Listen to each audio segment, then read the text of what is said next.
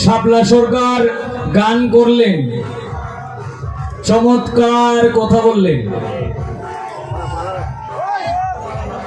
কয়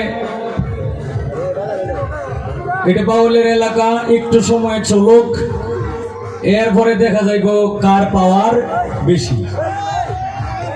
এইটাই তো কথাটা কইছে। শোনো শাপলা, তুমি তো আমার ছোট বোন, কিছু কইতাম পারি না। শাপলা লাগাও তাকালি গাপলা।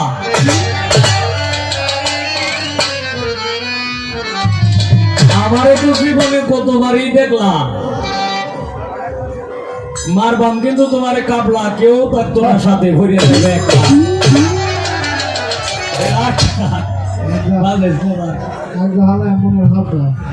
তো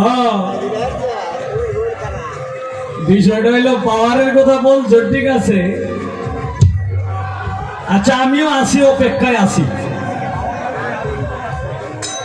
পাওয়ার দেখছো কি?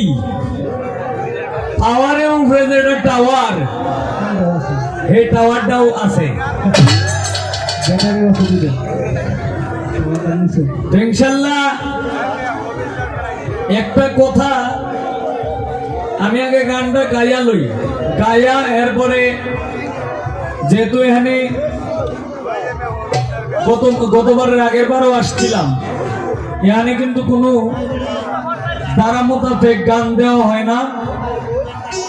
কমিটিরা আসলে বলে একটা কথাই বলে যে ভাই আমরা কোনো কিছু জানি না, আপনারা গান কেমনে জমায়া রাখবেন, কেমনে পাবলিক ধরে রাখবেন, এটা হলো আপনাদের মনের ইচ্ছা মতো আপনারা গান গাইবেন, আপনাদের মনের ইচ্ছা মতো কেমনে পাবলিক ধরে রাখবেন এটা আমরা জানি না।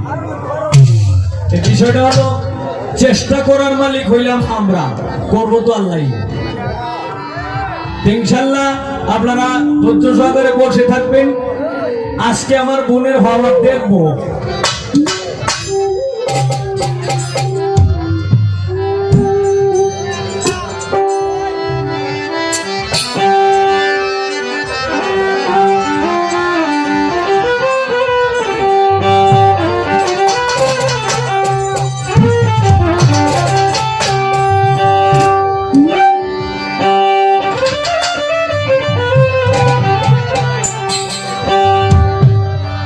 গান যেহেতু একটা উমেদ ফকিরের স্মরণে যেহেতু একটা গান গাইছে, আমিও একটি গান করব। এটা হইলো আমার উন্মুক্ত গান।